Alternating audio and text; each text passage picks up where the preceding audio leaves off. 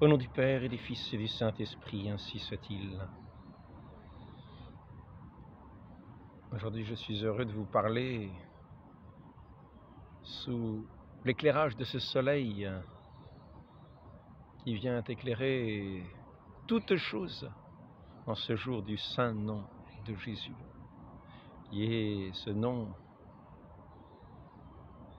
qui veut dire aussi lumière. Jésus est la lumière du monde. Ce nom est une nourriture, à ce que dit saint Bernard. Il est le pain vivant descendu du ciel. Et ce nom aussi est comme cette onction qui vient nous soigner, nous guérir, qui vient guérir notre humanité. C'est au nom de Jésus que nous sommes guéris et que nous sommes sauvés. Le nom de Jésus veut dire sauveur. Et je voudrais aujourd'hui, sous ce soleil qui nous éclaire, sous ce soleil du jour, et sous ce soleil de Dieu qui nous éclaire encore davantage, puisqu'il éclaire nos âmes, nos cœurs, tout notre être, non seulement l'extérieur, mais l'intérieur, qui paraîtra extérieurement devant Dieu dans la pleine lumière, devant la face du Christ.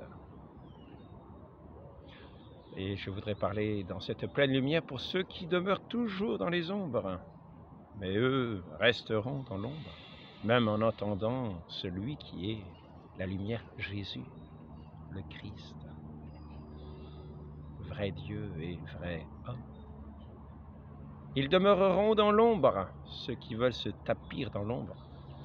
C'est ainsi que je m'adresse en fait, non pas tellement pour eux, mais je m'adresse pour ceux qui ont des oreilles pour entendre, des yeux pour voir. Voilà que récemment, nous avons eu la démonstration de ce que c'est qu'avoir des yeux pour ne pas voir et des oreilles pour ne point entendre. Avoir une intelligence pour ne pas savoir lire des choses simples et élémentaires, puisqu'il s'agit simplement de lire des textes de l'Évangile tels qu'ils sont, des textes des Écritures saintes tels qu'ils sont, ces textes qui sont là pour éclairer nos intelligences. Et certains parlent de ces lumières pour enténébrer les esprits de ceux qui ne les ont jamais lus, de ceux qui ne savent peut-être pas lire, ce qui en revient au même. Et ces gens qui parlent, ou n'ont jamais lu ces textes, ou ne savent pas non plus lire, et pourtant paraissent parler avec grande intelligence. Je voudrais dire que ceux qui agissent avec mauvaise volonté, notre Dieu ne vient pas pour les mauvaises volontés qui sont tordues et qui se rebutent au son de sa parole. Ces mauvaises volontés auront leur jugement malheureusement pour elles. Ces mauvaises volontés participent à tout ce qu'il y a de mauvais dans le monde, car nous voyons dans le monde bien des mauvaises choses. Tous dans le monde ne s'ouvrent pas à cette lumière qui non seulement nous éclaire, qui non seulement nous permet de nous guider quand elles viennent dissiper notre nuit ici-bas pour éviter de buter sur les pierres, sur les obstacles de la route. Il faut marcher pendant que nous avons le jour. Et non seulement on nous éclaire, mais nous réchauffe, nous vivifie. Ainsi agit la lumière, mais bien loin de faire ainsi, ceux qui fuient la lumière et ceux qui ont cette haine de la lumière, qui sont toujours tapis pour mentir. Et je voudrais donc revenir à un sujet qui est élémentaire et qui concerne la fête de ce jour. Je voudrais commencer par la prière de l'introïte de la messe de la fête de Saint Jean-Baptiste. Ne crains point, Zacharie, car ta prière est exaucée, et ta femme Élisabeth enfantera un fils, auquel tu donneras le nom de Jean. Il sera grand devant le Seigneur, et il sera rempli du Saint-Esprit dès le sein de sa mère. Pas d'initiation. il est empli du Saint-Esprit dès le sein de sa mère. Et nous voyons cela lorsque, à la visitation, la Vierge Marie vient rencontrer sa cousine Sainte Élisabeth et que ce petit enfant de Sainte Élisabeth tressaille de joie de cette rencontre, cet Esprit Saint qui le fait tressaillir en elle, tressaillir de cette joie qui est le propre de l'Esprit Saint.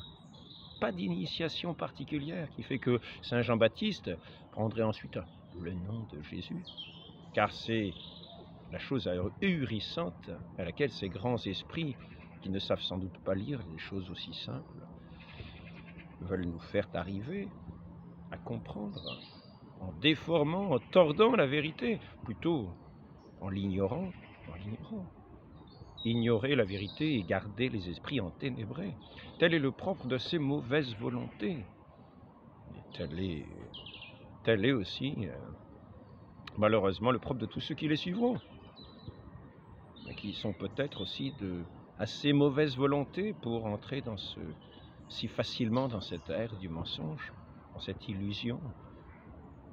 Et je demande aux esprits attentifs, aux esprits qui veulent tout simplement connaître les choses dans leur élément élémentaire. Je relis la phrase. Ne crains point, Zacharie, car ta prière est exaucée, et ta femme Élisabeth enfantera un fils auquel tu donneras le nom de Jean. Il sera grand devant le Seigneur, il sera rempli du Saint-Esprit dès le sein de sa mère, et beaucoup se réjouiront de sa naissance. N'est-ce pas clair comme la lumière, explicite, en ce jour de cette fête de la lumière, au creux de ce temps où les jours sont les plus courts, au creux de ce temps de cette année, les jours sont les plus courts. Nous augmentons, nous tendons petit à petit vers la lumière, pour que le Christ croisse en nous et que nous grandissions dans cette lumière divine, dans cette lumière de Dieu, dans cette lumière de la vérité. Ne distordons pas les textes, écoutons-les bien, simplement, et nous serons éclairés.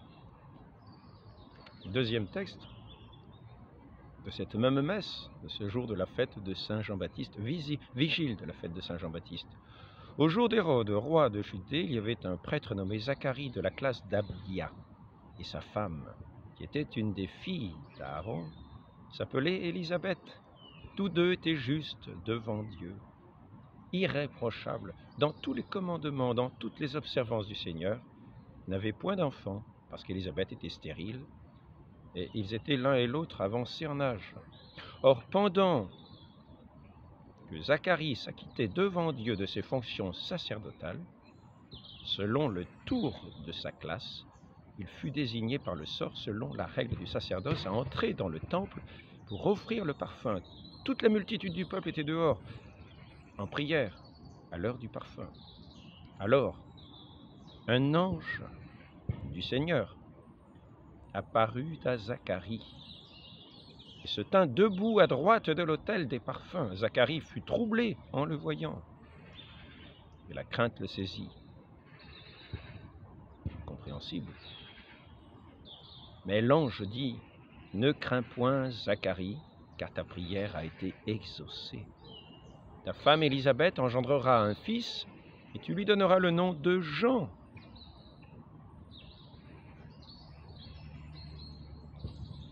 Il sera pour toi un sujet de joie et d'allégresse. Plusieurs se réjouiront de sa naissance. Il sera grand devant le Seigneur. Il ne boira ni vin ni liqueur enivrante, il sera rempli de l'Esprit Saint dès le sein de sa mère. » Pas d'initiation particulière. Celui qui va être appelé Jean va naître déjà rempli du Saint-Esprit. Il convertira beaucoup d'enfants d'Israël au Seigneur, leur Dieu. Il marchera devant Dieu avec l'esprit et la puissance d'Élie. Certains se posent des questions. Mais qui est Saint Jean-Baptiste? Par quelle autorité parle-t-il? Il parle avec l'esprit des prophètes, et en particulier l'esprit, peut-être, d'un des plus grands prophètes, Élie. il parle avec l'esprit d'Élie, et là est son autorité, car Élie venait bien de Dieu, il était bien prophète de Dieu. Il parlera avec l'esprit et la puissance d'Élie pour ramener le cœur des pères vers les enfants et les indociles à la sagesse des justes, afin de préparer au Seigneur un peuple parfait. C'est ainsi qu'il est appelé le précurseur. Il n'est pas précurseur de lui-même, mais précurseur du Seigneur qui vient. La chose est simple. Pour ceux qui savent lire un peu, pour ceux qui regardent le texte, on peut résumer la chose, on peut me redire. Nous voyons donc cet ange qui arrive et qui dit à Zacharie, alors qu'il est en train d'officier dans le temple, à l'autel des parfums: ta femme Élisabeth engendrera un fils, tu lui donneras le nom de Jean.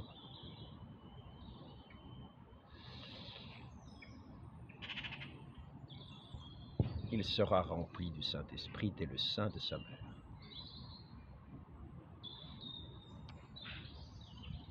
Dès le sein, pour la messe du 24 juin maintenant, c'est-à-dire le jour même de la fête, dès le sein, c'est l'introïte, dès le sein de ma mère, le Seigneur m'a appelé par mon nom. De ma bouche, il a fait un glaive acéré, il m'a abrité à l'ombre de sa main, il m'a fait sa flèche choisie.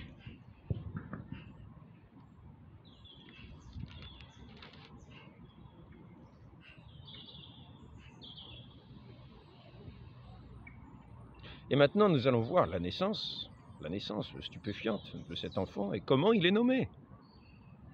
Le temps où Élisabeth devait enfanter arriva et elle mit au monde un fils. Ses voisins et ses parents, ayant appris que le Seigneur avait signalé en elle sa miséricorde, parce qu'elle était stérile, se réjouissaient avec elle. Le 8e jour, ils vinrent pour circoncire l'enfant. Nous sommes aujourd'hui le jour de la circoncision du Seigneur. Ah non, c'était hier, le 1er janvier. Aujourd'hui, c'est le nom du saint nom de Jésus. Quelle fête extraordinaire, quelle fête magnifique, quelle fête lumineuse pour nous éclairer, pour éclairer ceux qui ne veulent pas rester dans l'obscurité, qui ont des oreilles pour entendre et des yeux pour voir. Les autres resteront dans les loges souterraines avant d'entrer dans les profondeurs plus mystérieuses et plus obscures. Le 8e jour, il vint pour circoncire l'enfant et ils le nommèrent Zacharie. Eh oui, du nom de son père.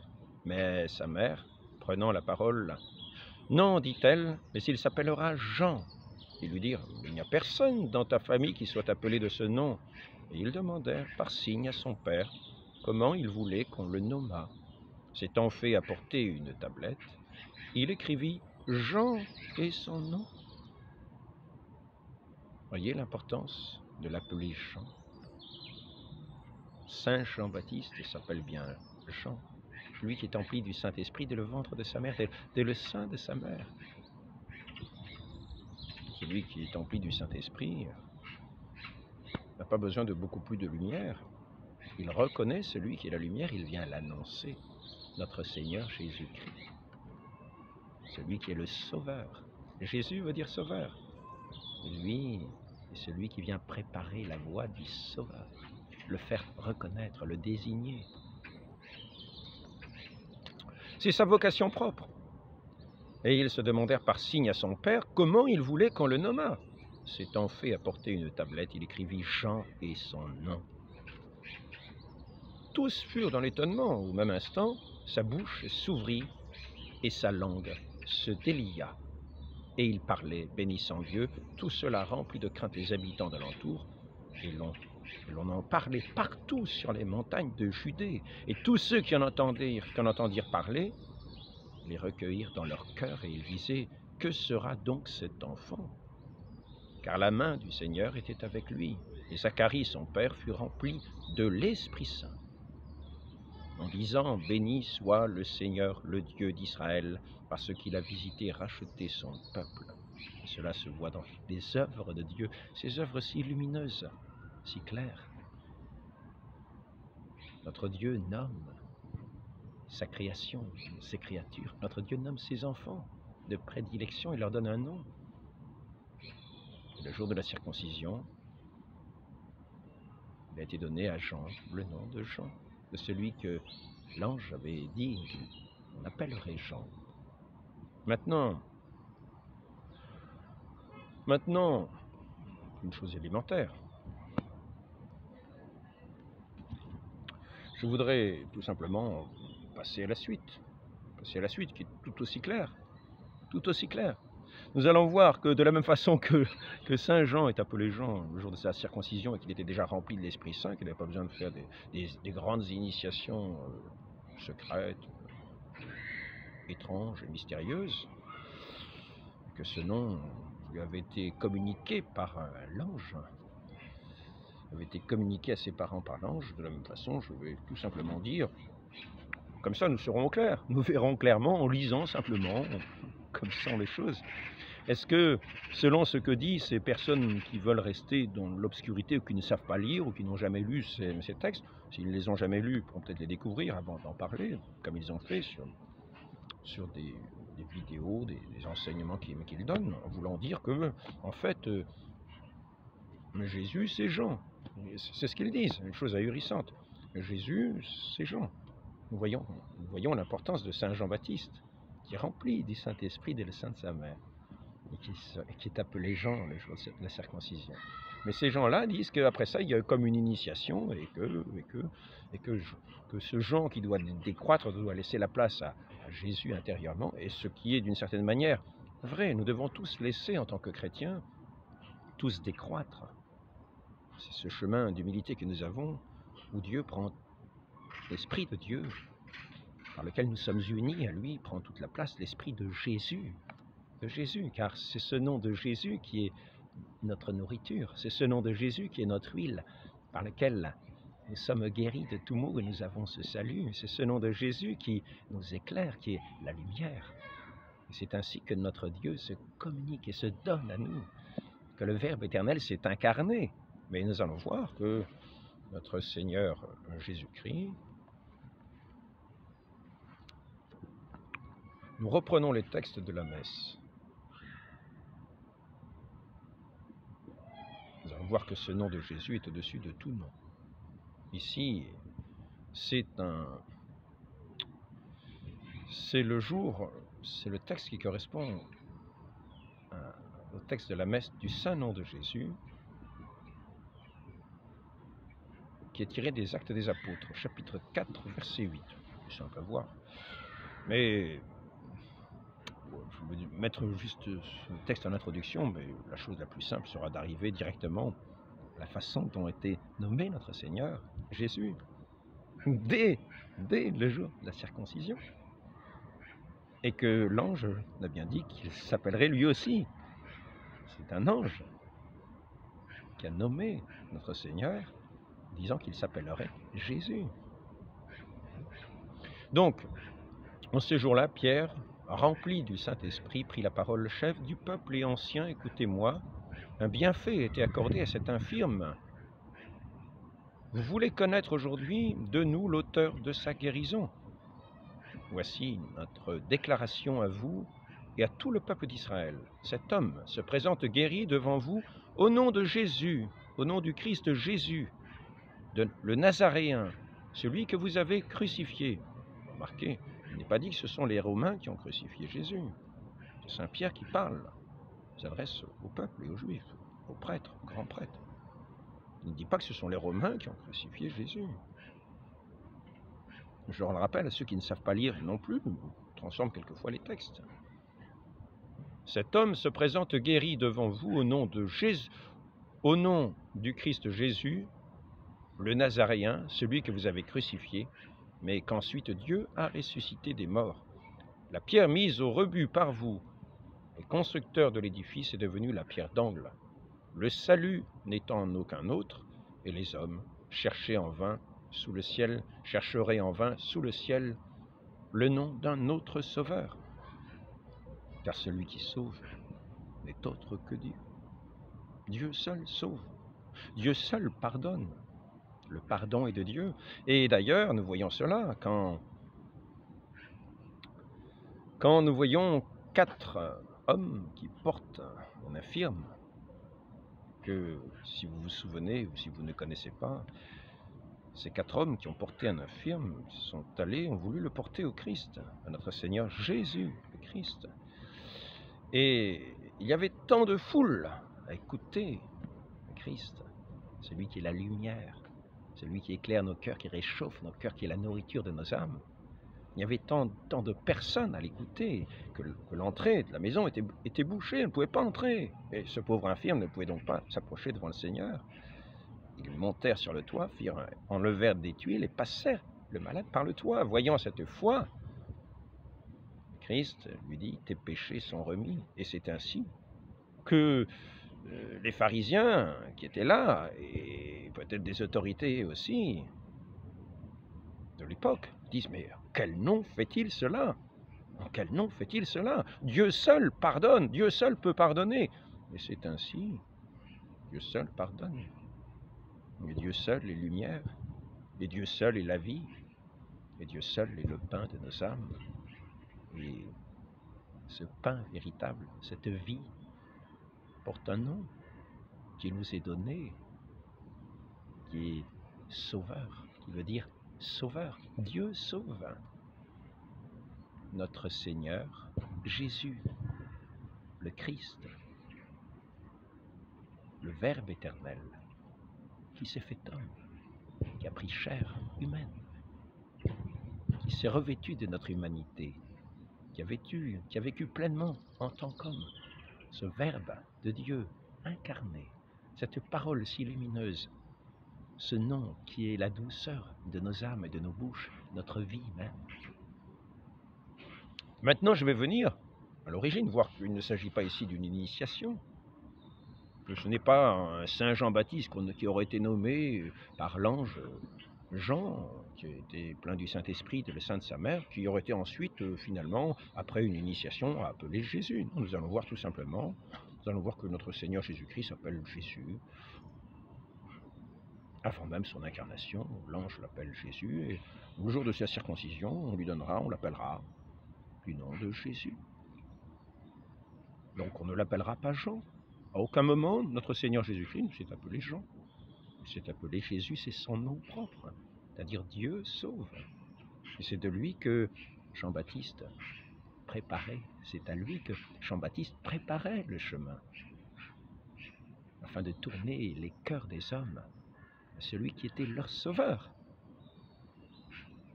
Et il parlait avec l'autorité, ce que ignoraient les pharisiens, les grands prêtres.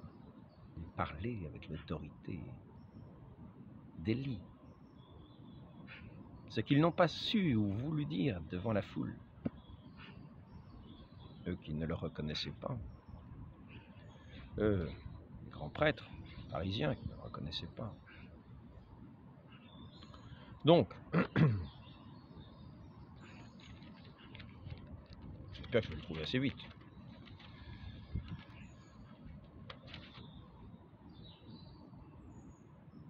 Ah bah alors, je semble ne pas le trouver du premier coup.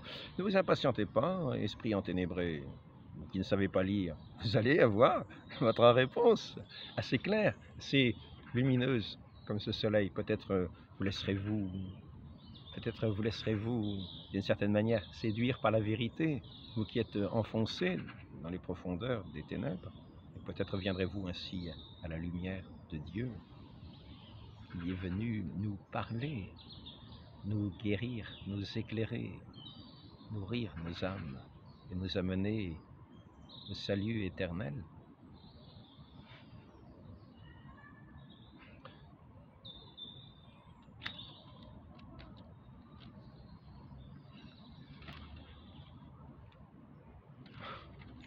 Apparemment, j'ai du mal à le trouver.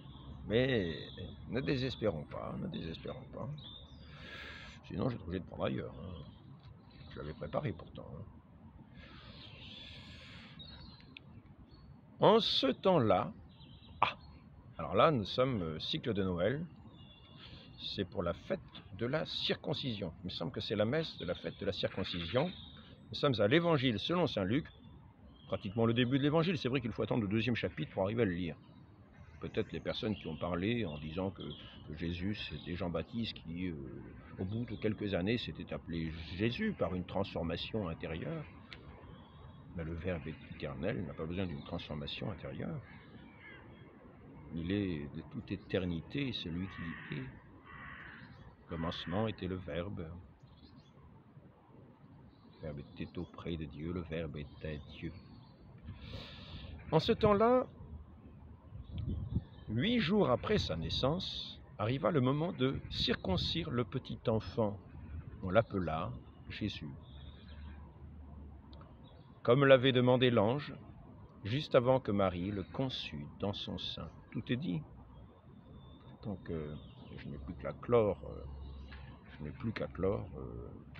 cette vidéo en demandant simplement que nous pouvons demander cette grâce à la très sainte Vierge Marie, que les sourds puissent entendre, et les aveugles qui sont dans des ténèbres profondes puissent voir et arriver à ce jour véritable de celui qui a pour nom Jésus, le Sauveur, la lumière venue éclairer tout homme venant en ce monde. Je vais le répéter par grande joie, afin que ceux qui peut-être n'auraient pas entendu une première fois pourraient entendre une deuxième fois.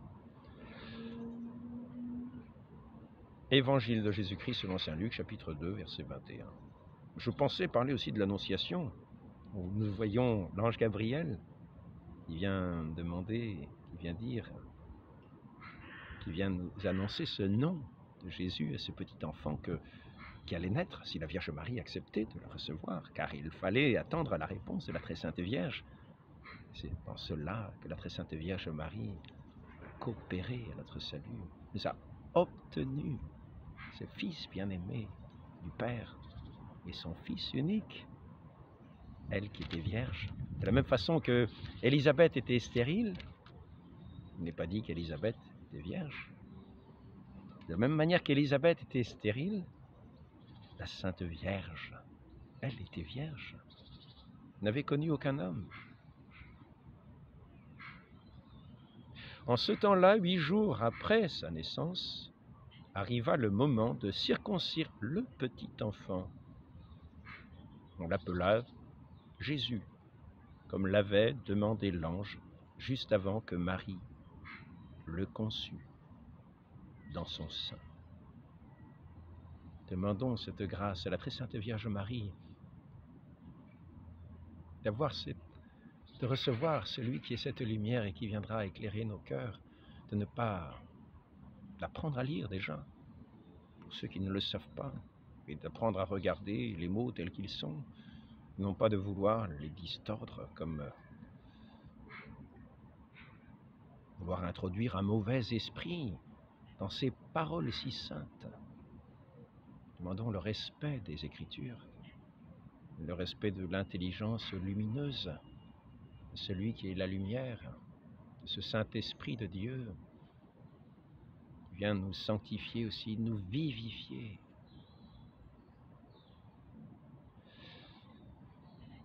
Je voudrais dire, il y a peut-être ici un piège dont il faut se méfier, car ceux qui se tiennent dans les ténèbres volontairement, qui sont souvent logés dans ces ténèbres, et qui paraissent à la surface de la terre dans des lois qui sont établies dans des parlements qu'ils tiennent d'une main solide, par des propagandes solides, se sont introduits sournoisement à l'intérieur du corps de l'Église, pour tels des termites, à ronger toutes les choses saintes de l'Église, comme des termites rongent le bois et le font pourrir. Ils se sont introduits dans l'Église afin d'amener à leur perte tous ceux qui ne sauraient pas lire, et qui ne sauraient pas entendre, qui n'auraient pas Dieu pour voir véritablement, qui ne seraient pas attachés à celui qui est la lumière et qui ne seraient pas pleinement comblés de celui qui est cette lumière, ce qui est impossible. Celui qui a reçu la lumière est pleinement comblé par la lumière, se réjouira. Demandons la grâce de la persévérance éternellement, cette lumière magnifique de Dieu qui est venu sur la terre, dans l'humilité la plus douce et la plus merveilleuse, dans laquelle Dieu fait ses œuvres. De la même manière que certains se sont introduits dans cette église, il y en a d'autres qui veulent introduire ce mauvais esprit, cet esprit de ténèbres, dans les évangiles eux-mêmes, qui sont la lumière par excellence. Et ils s'y introduiraient par ceux qui n'ont pas des yeux pour bien voir les lignes telles qu'elles sont écrites, ou qui voudraient peut-être en changer quelques mots, distordre la parole sainte, distordre la vérité. Demandons cette grâce de ne pas tomber dans ces pièges, de ne pas nous laisser séduire par ceux qui veulent s'introduire et introduire leurs ombres dans le pur domaine de la grâce de Dieu. Demandons cette grâce à la très sainte Vierge Marie, d'écraser partout, partout, partout, de tête criminelle de Satan, partout, quitte à en être mordu aux pieds, dans cette inimitié que nous connaissons bien dans ce monde, entre les enfants de Satan, les enfants de la descendance, l'engeance du serpent et la descendance de la très sainte Vierge Marie, qui nous a donné notre Sauveur Jésus, le Christ. Demandons cette grâce à la très sainte Vierge Marie de nous apprendre à lire en vérité, de nous apprendre à lire dans le respect de la parole sainte, dans la grâce du Saint-Esprit, ainsi soit-il. Au nom du Père et du Fils et du Saint-Esprit, ainsi soit-il.